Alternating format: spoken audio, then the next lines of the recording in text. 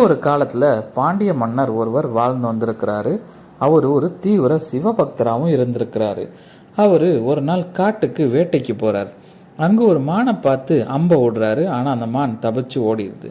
உடனே மன்னர் அந்த மான் பின்னாடியே ஓடுறாரு. ஆனால் அந்த மான் சிக்காமல் தப்பிச்சு ஓடிடுது.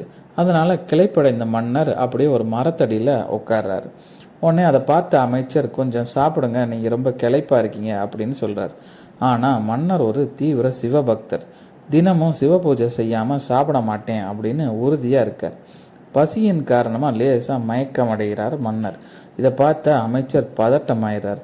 உடனே தளபதிக்கு ஒரு யோசனை வருது. என்ன பண்ணுறாரு, ஒரு மரத்துண்டை எடுத்து நல்லா மண்ணில் வச்சு அழுத்துறார். அழுத்தினை, மன்னரே அதோ பாருங்கள் அதிசயம், உங்களுக்கு ஈசன் காட்சி அளிக்கிறார் அப்படின்னு சொல்கிறார். சுயம்புலிங்கமாக காட்சி அளிக்கிறார் அப்படின்னு சொல்கிறார்.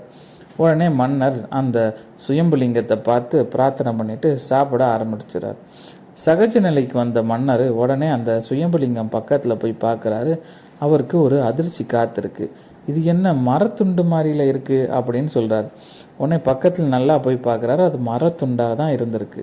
உடனே மன்னர் சொல்கிறாரு, மரத்துண்டாக இருந்தால் என்ன, என் சிவன் எல்லா இடங்களிலும் நிறைந்திருக்கிறான் அப்படின்னு சொல்லிட்டு உடனே அந்த மரத்துண்டை பார்த்து மன்னர் சொல்கிறாரு, இத்தனை காலம் நான் செய்த பூஜை மிகுந்த பக்தியும் சிரத்தையும் செய்யப்பட்டதாக நீ கருதினால் இந்த மரத்துண்டு மேலே எனக்கு காட்சி அளி அப்படின்னு சொல்லிட்டு அவர் அந்த இடத்துலையே உட்காந்து பிரார்த்தனை செய்கிறார். உடனே அந்த மரத்துண்டிலிருந்து லிங்கமூர்த்தி மன்னருக்கு காட்சி அளிக்கிறார் இறைவனா. உடனே அந்த இடத்துல சுற்றி கோயில் எழுப்பிடுறாங்க. அதுதாங்க இப்போ நம்ம செல்லூரில் இருக்க திருவாப்புடையார் திருக்கோயில். அது மட்டும் இல்லைங்க, இந்த இடத்துக்கு இன்னும் நிறைய பெருமைகள் இருக்குது. மதுரையின் பஞ்சபூத தலங்களில் நீர்த்தலம் இது அப்படின்னு சொல்கிறாங்க.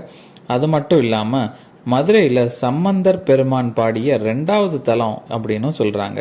பாண்டிய மன்னர்களால் கட்டப்பட்ட 4வது கோயில் இந்த திருவாப்புடையார் கோயில் அப்படின்னு சொல்லப்படுது. அது மட்டும் இல்லாமல் வேற என்ன சிறப்பு அப்படின்னு பார்த்தீங்கன்னா, கார்த்திகை மாதம் திங்கட்கிழமை நம்ம இந்த கோயிலுக்கு சென்று தரிசித்தா சகல செல்வங்கள் நமக்கு சேரும் அப்படின்னு சொல்லப்படுது. அது மட்டும் இல்லாமல் எந்த விதமான சிக்கல்கள் இருந்தாலும் தீரும் அப்படின்னு சொல்லப்படுது.